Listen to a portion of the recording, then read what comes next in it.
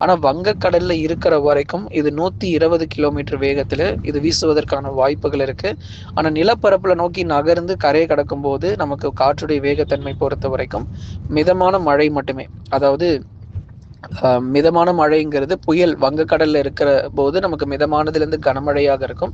கரையை கடக்கும் போது அதனுடைய மழை ரொம்ப அதிகமாக அதி கனமழையாக பதிவாகி காற்றுடைய வேகம் சற்று குறைவதற்கான வாய்ப்பு இருக்குது. தற்போதைய நிலவரப்படி புயல் கரையை கடக்கும் போது இப்போ 120 கிலோமீட்டர் வேகத்தில் வங்கக்கடல் பகுதிகள் இருக்கக்கூடிய புயல் சின்னமானது கரையை கடக்கும் போது 80லிருந்து 90 கிலோமீட்டர் வேகமாக சற்று குறையலாம் என்ற எதிர்பார்ப்பு இருக்கு.